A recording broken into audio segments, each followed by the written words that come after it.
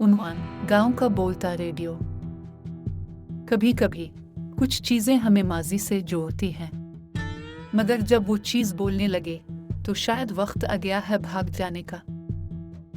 ये कहानी है अली नाम के लड़के की, जो लाहौर के करीब एक पुराने गांव में रहता था। अली को पुरानी चीजों का बहुत शौक था। एक दिन इसे गांव के एक वीरान घर से एक पुराना रेडियो मिला, धूल में लिपटा, टूटा फूटा, मगर आवाज देने वाला। अली ने रेडियो को साफ किया, बिजली लगाई और जैसे ही बटन दबाया, रेडियो से एक टूटी हुई आवाज आई, अली, तुम वापस आ गए। वो चौंक गया। रेडियो में कोई चैनल नहीं चल रहा था, फिर ये आवाज कहां से आई?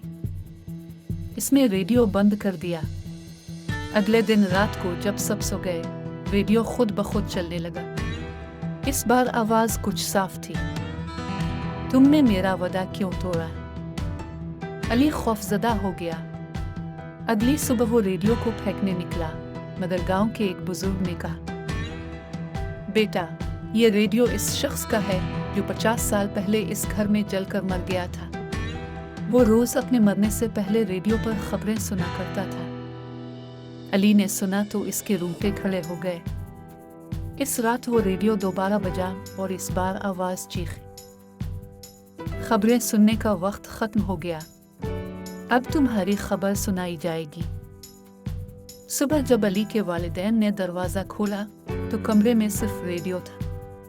रेडियो की सुई खुद ब खुद घूम रही थी और स्पीकर से एक ताज़ा खबर नश्र हो रही थी। गुज़िश्ता रात एक नौजवान पुरस्कार तौर पर लापता हो गया। इसके कमरे में सिर्फ एक पुराना रेडियो मिला है। कभी कभी पुरानी चीज़ों को जिंदा करना अच्छा नहीं होता, क्योंकि कुछ चीज़ें मरने के बाद भी बोलती हैं। अगर ये रेडियो आपके घर होता तो आप क्या करते?